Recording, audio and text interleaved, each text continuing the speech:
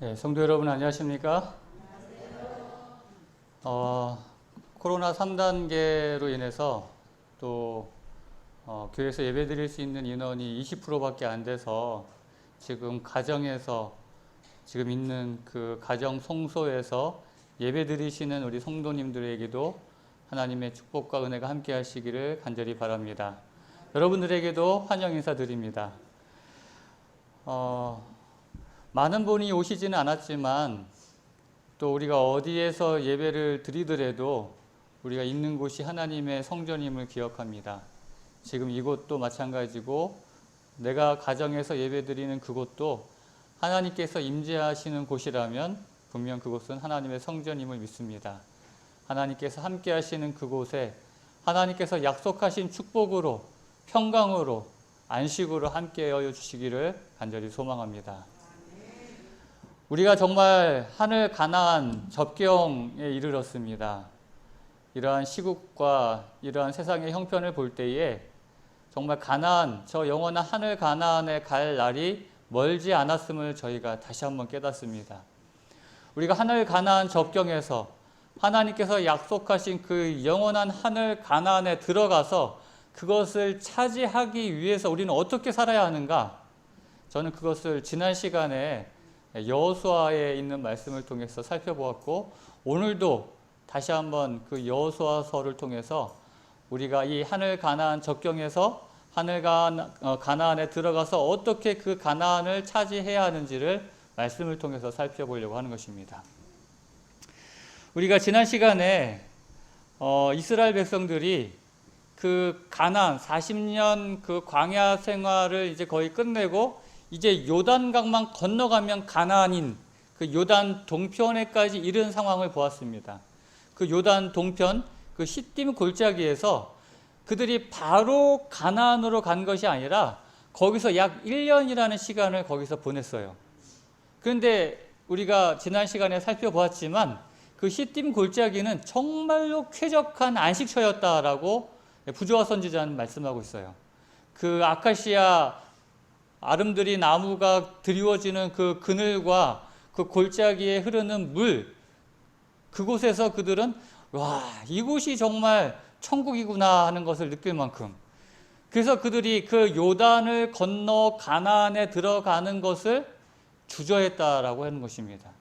그 1년이라는 시간을 보내면서. 왜요? 여기도 좋아요. 굳이 저 요단을 건너 가나안을 가야 할 필요가 있나? 그리고 요단을 건너 가나안을 가면 그들을 기다리고 있는 저 무서운 가나안 사람들과 싸워야 되거든요.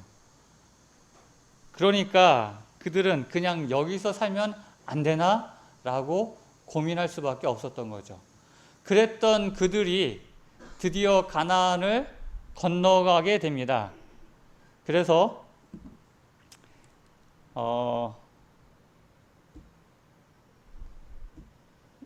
여호수아 4장 19절에 보면은 첫째 달 10일에 백성이 요단에서 올라와 여리고 동쪽 경계 길갈에 진침해.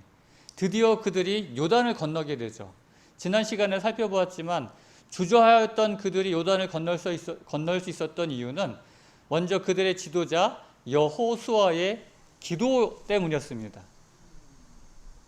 그리고 그 여리고성을 정탐했던 두 정탐꾼의 믿음의 보고가 나머지 이스라엘 백성들의 믿음을 북돋아 주었고요. 또 두 지파 반 사람들의 그 공동체 의식, 그들이 함께 건너가서 싸우겠다는 그러한 협동 정신 때문에 그들이 큰 어려움 없이 힘을 내서 그 요단을 건너왔던 것입니다. 그런데 이들이 이렇게 요단을 건너서 가나안에 들어왔을 때 그 가나안, 이 여리고성을 비롯한 그 가나안 사람들은 어떻게 하고 있었을까? 그것을 부조화 선지자는 이렇게 기록하고 있습니다. 가나안에는 강대한 민족들이 살고 있었는데 그들은 그들의 영토의 침략에 대항할 준비를 이미 갖추고 있었다. 이 가나안 사람들도 이미 알고 있었어요. 저 요단강 저쪽에 지금 저 이스라엘 백성들이 진치고 있다는 것, 그들이 어떤 백성이라는 것, 그들이 어떻게 애굽을 나왔으며 어떻게 홍해 바다를 건넜으며 어떻게 아말렉 사람들을 무찔렀으며 이러한 모든 것들 하나님의 역사하심을 그들은 알고 있었기 때문에 그래서 라합이 이야기했던 것처럼 그들은 마음이 녹았다라고 이야기할 정도로 하지만 그들은 그렇게 여기 있는 것처럼 이미 싸울 준비를 하고 여러 종족들은 공통된 위험에 대한 공포심으로 인해 일치 단결하였다. 비록 무서워하고는 있었지만 어떻게 해요? 싸울 준비하고 일치 단결해서 비록 전에는 뭐 다 싸우고 서로가 싸웠을지는 모르지만 이제는 이스라엘이라는 공통의 적을 앞두고 서로 일치 단결해서 싸울 준비를 하고 있었다는 것이에요. 자, 이런 가나안을 향해서 싸워야 할 이스라엘 백성들은 그러면 어떠한 마음을 갖고 있었을까요? 요단을 그들이 건너오긴 했지만 이스라엘 백성들은 어떤 마음을 가지고 있었느냐 하는 것이죠. 여호수아나 그들의 어떤 그 족장들 말고 그냥 일반 백성들 말이죠. 그 부조와 선지자에 보면은 그 일반 백성들, 이스라엘 백성들의 마음에 대해서 이렇게 기록하고 있어요. 여리고는 우상 숭배의 본거지 중 하나인데 특히 달의 여신 아스다롯을 섬기는 곳이었다. 여러분, 이 달의 신을 섬긴다라고 하면은 이 성경이나 이게 역사에서 달의 신 그러면은 이 음란한 신, 이 성과 관련된 음란한 신이라고 생각하시면 돼요. 그러니까 달의 신 아스다롯은 굉장히 음란한 신이에요. 그래서 이곳은 가나안인들의 종교 중에 가장 비열하고 가장 부패된 모든 것들의 중심지였다라고 기록하고 있습니다. 그래서 이스라엘 백성들은 이 이교의 성읍을 증오와 공포의 눈으로 바라보고 있었다. 자, 이스라엘 백성들이 지금 요단강을 건너오긴 했지만 그들이 바라보는 이 여리고성을 보면서 어떠한 마음이었다고요? 증오와 공포의 마음이었다는 것이에요. 증오는 왜? 지금 저들이 섬기는 그 정말 비열한, 정말 음탕한 그러한 아스다롯, 그러한 신들을 볼 때 정말 증오할 수밖에 없는 상황이었어요. 그러니까 증오의 눈과 함께 또 어떤 눈? 그 거대한 성벽 앞에서, 그 거대한 안악 자손들, 대장부들 앞에서 공포, 두려움을 느낄 수밖에 없었다는 것이죠. 그들이 이제 우리가 바로 저 요단강 건너오자마자 바로 그냥 자 여리고성 무찌르자 하고 그렇게 나아갔던 것이 아니라는 것이에요. 그들이 요단강을 건너오긴 했지만 어떤 마음이었다고요? 그들의 마음에는 여전히 공포의 마음, 두려움의 마음이 있었다는 것입니다. 그럴 수밖에 없잖아요. 그 거대한 성벽 앞에서 저걸 어떻게 무너뜨리지? 어떻게 저 사람들 우리가 싸우지? 그런 생각이 드는 건 당연하지 않겠어요? 그런데 이들에게 하나님께서 내리신 명령이 있었습니다. 비록 그들이 요단강이라는 장벽을 넘어왔지만 더 큰 장벽 앞에서 무서움과 두려움과 공포에 떠는 이 이스라엘 백성 앞에서 하나님께서 내리신 명령은 무슨 명령이었냐면은 여호수아 5장 2절에 그때의 여호와께서 여호수아에게 이르시되 너는 부싯돌로 칼을 만들어 이스라엘 자손들에게 다시 할례를 행하라. 하나님께서 그 두려움 속에 있는 이스라엘 백성들에게 내리신 명령이 뭐였다고요? 다시 할례를 행하라는 것입니다.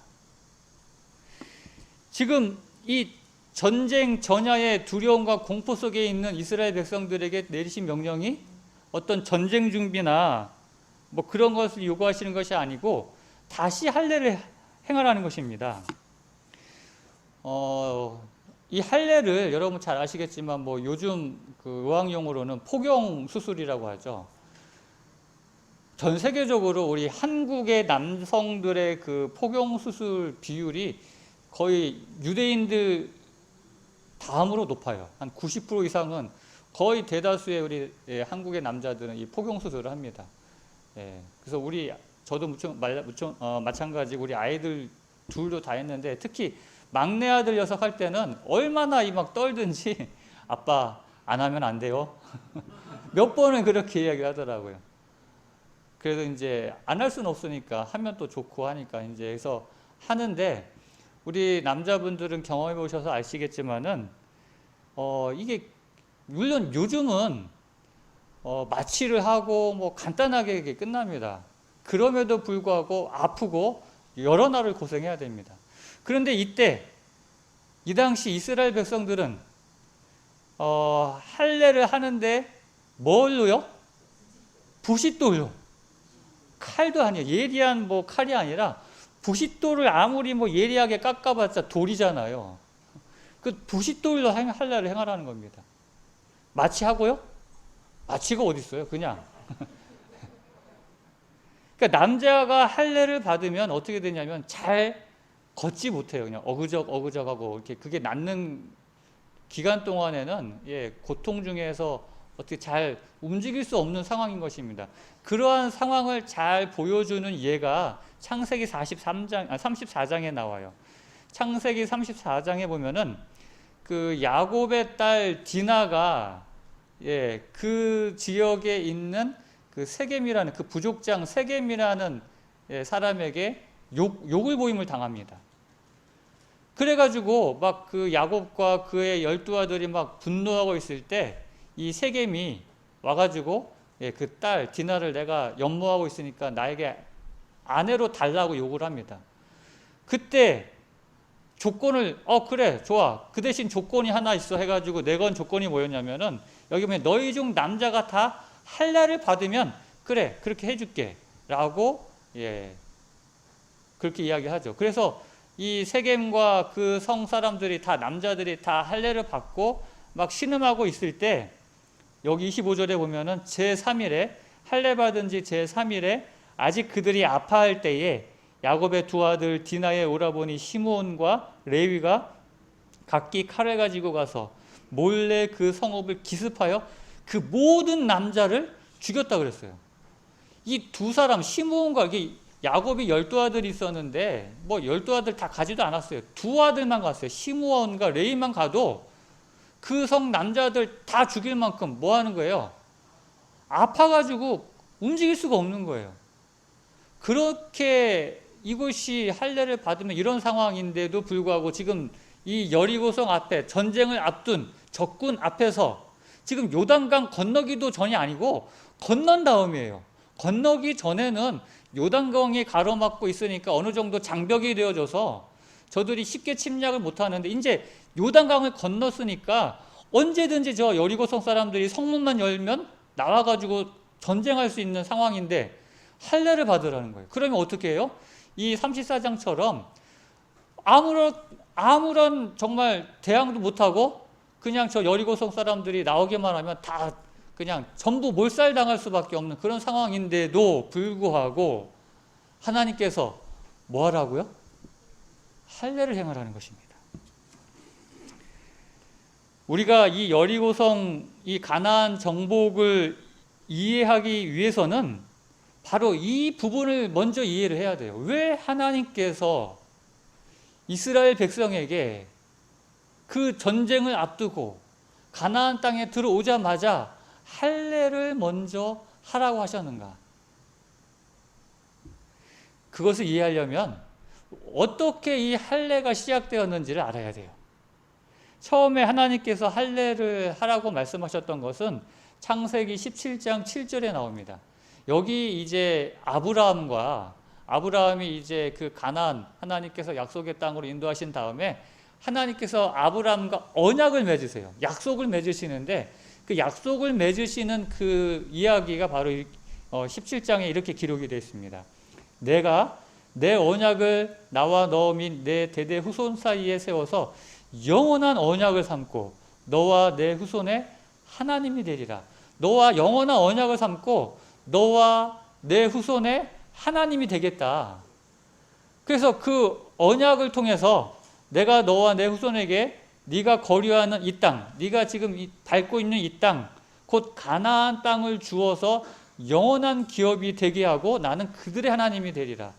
너와 내 자손에게 언약을 맺어서 나는 내 하나님이 되고 너희는 내 백성이 되어서 이렇게 언약을 맺은 너희에게 뭘 주겠다? 이 땅, 가나안 땅을 주겠다는 거예요. 그래서 이 언약을 맺은 표징으로 무엇을 받으라고 했냐면 그 다음 이야기인 것처럼 할례를 받으라는 것이에요. 이 할례가 10절에 있는 말씀처럼 너희 중 남자는 다 할례를 받으라. 이것이 나와 너희와 너희 후손 사이에 지킬 내 언약이니라. 너희는 포피를 베어라. 이것이 나와 너희 사이에 언약의 표징이니라. 이 할례가 하나님과 아브라함의 후손들, 언약의 백성들 사이에 맺은 언약의 표징이라는 것입니다. 이 언약의 표징을 갖고 있는 사람들에게 뭘 주겠다? 어떤 땅을 주겠다? 이 땅, 가나안 땅을 주겠다는 거예요. 그러니까 이 표징이 있는 사람들이 받을 수 있는 땅이 무슨 땅이냐면 이 가나안 땅이에요.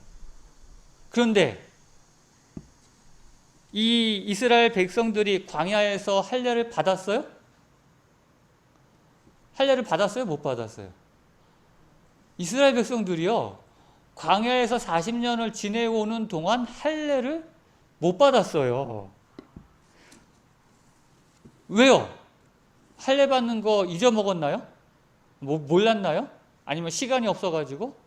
만약에 그런 사람들이 있을 수도 있어요. 그러면 어떤 사람은 못 받은 사람도 있을 수 있겠지만 이 이스라엘 백성 전체가 할례를 받지 못했다는 것은 그들이 잊어버려서도, 그들이 몰라서도, 그들이 시간이 없어서도 아니고 하나님께서 받지 못하게 하셨다는 거예요. 그래서 여기 보면은 여호수아 5장 5절에 그 나온 백성은 다 할례를 받았으나, 그 애굽에서 나왔던 백성들은 할례를 받았어요. 그러나 애굽에서 나온 후 광야 길에서 난 자는 할례를 받지 못하였습니다. 애굽에서 나온 사람들은 할례 받았지만 광야에서 40년 광야 땅에서 태어난 사람들은 할례를 받지 못했어요. 왜요? 하나님께서 할례하지 못하게 했기 때문에. 애굽에서 나온 사람들, 할례 받은 사람들은 광야 40년 동안 어떻게 됐어요? 다 죽었어요. 여호수아와 갈렙 빼고는. 그렇기 때문에 지금 여호수아와 갈렙 빼고는 모든 남자들이 뭐 하고 있어요? 할례 받지 못한 상태가 된 것입니다. 그래서 여기 그들의 대를 잇게 하신 이 자손에게 여호수아가 할례를 행하였으니 길에서는 그들에게 할례를 행하지 못하였으므로 할례 없는 자가 되었습니다. 다시 말하면 아까 창세기 17장에서 아브라함과 하나님께서 맺으신 언약의 표징이 없는 백성들이 된 겁니다. 언약 없는 백성들 된 거예요. 이 땅은, 가나안 땅은 그 언약의 표징을 갖고 있는 언약의 백성들에게 주시는 땅인데, 지금 이 가나안 땅에 들어오긴 했지만 가나안 이스라엘 백성들은 언약의 표징 없는 상태로 들어온 것이에요. 그렇기에 이 땅을 점령하기에 앞서, 이 땅을 주시기에 앞서 하나님과 이스라엘 백성들 사이에 하나님께서는 다시 언약을 세워 다시 할례를 받으라고 말씀하신 것입니다. 이건 굉장히 중요한 거예요, 여러분. 할례 받아도 되고 안 받아도 되는 게 아니라 언약의 백성의 표징으로서 이 가나안 땅을 차지하기 위해서는 반드시 할례가 필요한 것입니다. 그래서 하나님께서는 제일 먼저 가나안 땅에 들어오자마자 할례를 받으라고 하는 것이에요. 비록 할례를 받으면 고통 중에 혹시 적군이 쳐들어오면 다 죽을 수도 있지만 하나님께서는 그거 무시하시고 할례 받아라. 여러분, 여기에 부조와 선지자는 이렇게 말씀하십니다. 가데스에서 반역한 이유, 그 가데스 바네아는 그러니까 12정탐꾼들의 그 보고를 통해서 반역한 그 사건을 말하는 것입니다. 그 가데스에서 반역한 이후 할례 의식이 중지된 것은 그 의식이 상징한 하나님과의 언약이 깨어졌음을 이스라엘에게 계속적으로 증거하는 것이 되었다. 그러나 이제 거절의 세월은 끝났다. 하나님께서는 다시 한번 이스라엘을 당신의 백성으로 인정하시고 언약의 표를 회복하셨다. 광야에서 탄생한 백성들 모두에게 다 할례 의식이 거행되었다. 다시 한번 하나님께서는 이 이스라엘 백성을 당신의 백성으로 인정하시고 다시 한번 그 언약의 표를 회복시켜 주신 것입니다. 그들이 광야 생활에서 광야 생활 지나는 동안에 얼마나 하나님을 불신하고 불평하고 그런 이스라엘을 다시 회복시켜 주셔서 다시 언약의 백성으로 다시 하나님의 백성 삼아 주신 것이에요. 그걸 상징하는 것이 바로 할례였다는 것입니다. 여러분, 이것은 이 할례 예식을 통해서 이 백성은 당신의 백성이라고 다시 한번 인정해 주시는 일인데 이것이 마지막 때에도 역시 있을 것이라는 것이에요. 우리가 하늘 가나안에 들어가기 위해서는 그동안 우리가 살았던 불신과 불만과 불평과 이렇게 하나님을 거역하고 하나님을 떠났던 이런 우리의 삶에서 다시 우리를 회복시켜 주셔서 다시 하나님은 우리의 하나님이 되시고 우리는 다시 하나님의 백성이 되는 그러한 표로 인쳐주시는 일이 필요하다는 것입니다. 저는 이 다시 한 번이라는 이 다시라는 이 말이 나오면 성경이나 이렇게 예언의 신의 말씀 속에서 이런 다시라는 말씀이 나올 때마다 정말 은혜를 받습니다. 여러분, 성경에 다시라는 말이 없으면 오늘 저와 여러분들이 아마 이 자리에 와 있을 사람이 아무도 없을 거예요.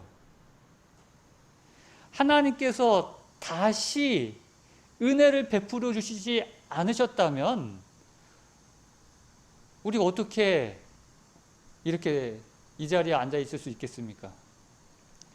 제가 예전에 미친 척하고 성경 말씀대로 살아본 1년이라는 이 책에 대해서 소개해 드렸던 적이 있어요.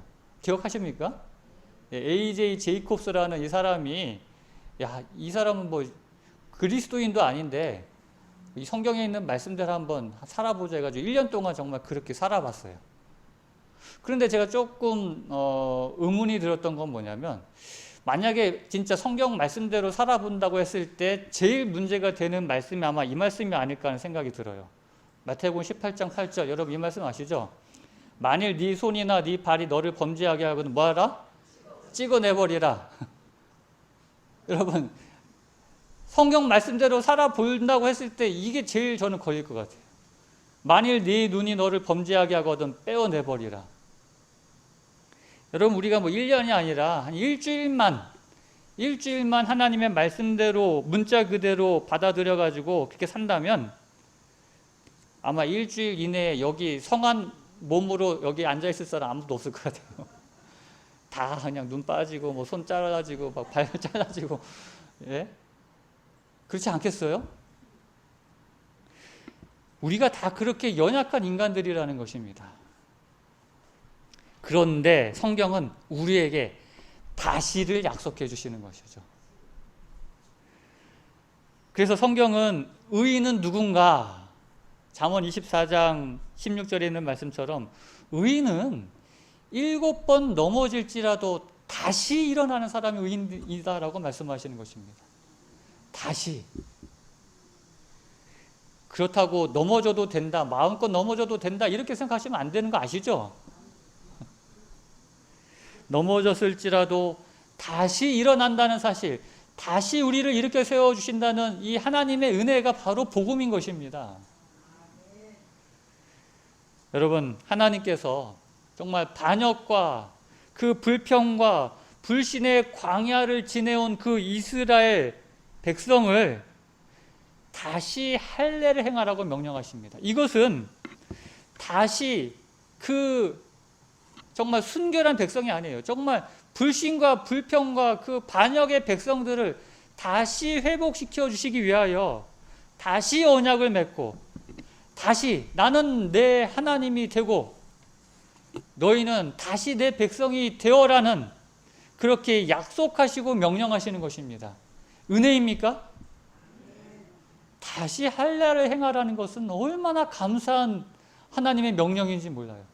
그동안 광야에서 중단되었던 그 할례를 다시 회복시켜 주심으로 하나님은 다시 나의 하나님이 되시고 우리는 다시 하나님의 백성이 된다는 이 언약의 표징이 회복된다는, 그래서 이 땅은 이제는 우리의 땅이 될 것이라는 그 약속을 회복시켜 주시는 그 하나님을 여기서 만나게 된 것입니다.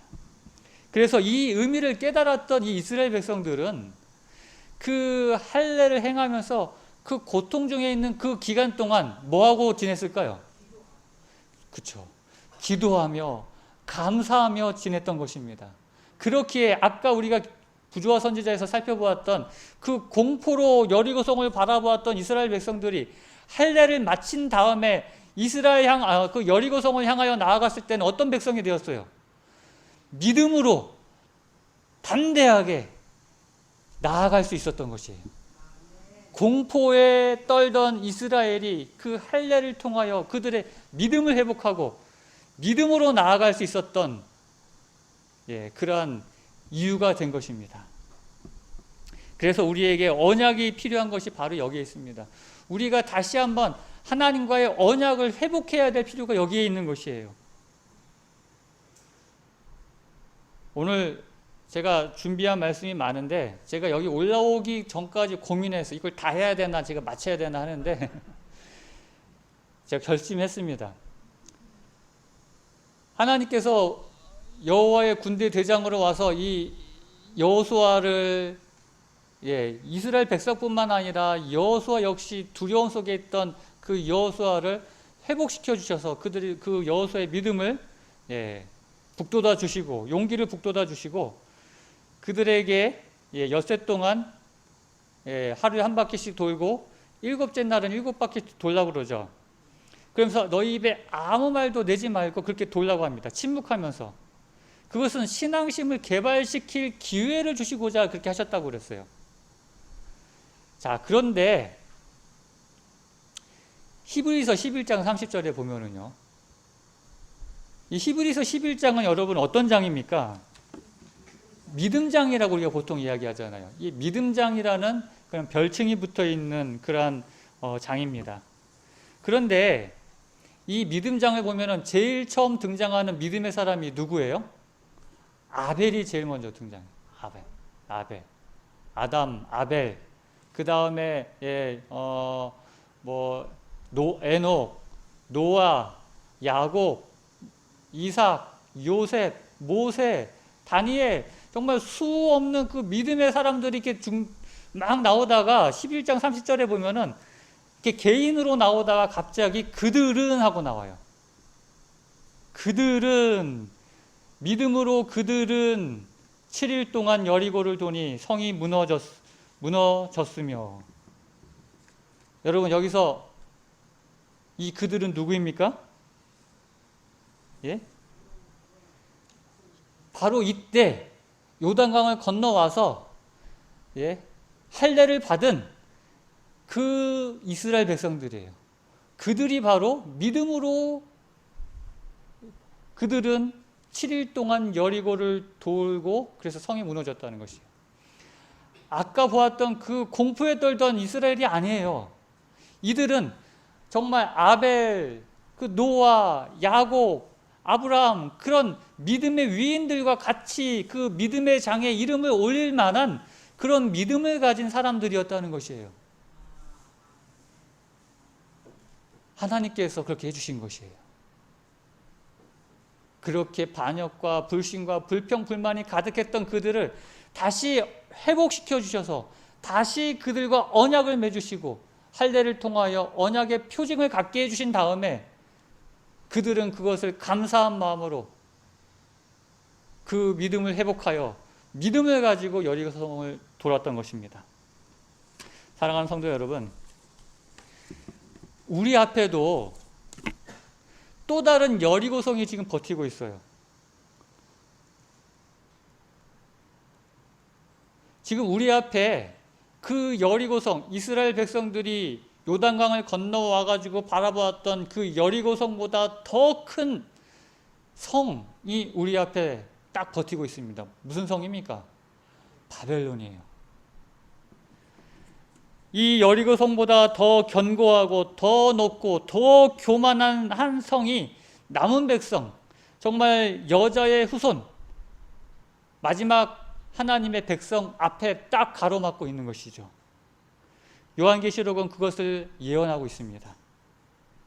그 성을 바로 큰 성 바벨론이라고 하고 있죠. 이 큰 성 바벨론은 요한계시록 17장 18장에 보면은 온 세상의 경제와 사상과 정치와 모든 것을 좌지우지하고 남은 백성을 무너뜨리려고 한다고 하고 있습니다. 이 성은 사실 우리가 넘기에는 객관적으로 불가능한 성입니다. 이 성은 우리가 넘어뜨릴 수 없는 성이에요. 그러나 우리가 그 성 앞에서 우리는 어떻게 해야 되겠습니까? 역시 우리는 이스라엘 백성처럼 그 견고한 큰 성 바벨론 앞에서 두려워 떨 수밖에 없습니다. 그때 우리가 할 수 있는 방법은 그 여리고성 앞에서 이스라엘 백성들이 했던 것처럼 그런 방법밖에 없어요. 뭐밖에 없어요? 다시 할례를, 말하자면 다시 하나님과의 언약을 회복하고 하나님은 나의 하나님 되시고 나는 하나님의 백성 되는 이 언약을 다시 회복하는 방법밖에는 없는 것입니다. 그래서 성경은 이렇게 말씀하십니다. 신명기 10장 16절에 너희는 어디에요? 마음의 할례를 행하고 다시는 목을 곧게 하지 말라. 예레미야 4장 4절 너희는 스스로 할례를 행하여 너희 마음 가죽을 베고 나 여호와께 속하라. 마지막 때 그 큰 성 바벨론 앞에서 두려워 떨고 있는 우리 역시 하나님께서는 다시 할례를 행하라고 말씀하고 계십니다. 어디에요? 우리 육신이 아닌 마음의 할례를 행하라는 것입니다. 이 마음의 할례를 통하여 다시 한번 하나님과의 언약을 회복하고 지난날의 반역과 배반과 불신의 삶에서 이제 돌아서서 다시 믿음을 회복하여 저 큰 성 바벨론을 믿음으로 함락시킬 수 있는 그런 남은 백성들이 되기를 우리 하나님께서는 원하시는 것입니다. 사랑하는 성도 여러분, 우리는 연약합니다. 그러나 우리는 이 세상을 이긴 하나님께로부터 난 자마다 세상을 이기는데 그것이 바로 우리의 믿음이라고 했습니다. 그 믿음이 다시 무슨 믿음이냐? 바로 우리 주 예수 그리스도로 말미암는 믿음이에요. 고린도전서 15장 57절 다 같이 이 말씀을 읽겠습니다. 시작. 우리 주 예수 그리스도로 말미암아 우리에게 승리를 주시는 하나님께 감사하노니. 아멘. 오늘 이렇게 우리에게 승리를 주시는 그리스도 예수로 말미암아 그 이스라엘 백성을 가나안 땅으로 인도했던 여호수아가 헬라어로 예수예요. 같은 이름입니다. 마찬가지로 우리를 저 가나안 땅으로 인도하시는 그 여호수아 예수를 통하여 오늘 말씀처럼 우리 주 예수 그리스도로 말미암아 우리가 승리함으로 저 영원한 하늘 가나안에 모두 함께 들어가시는 저와 여러분 되시기를 간절히 바라면서 오늘 말씀을 마치겠습니다. 하나님 아버지,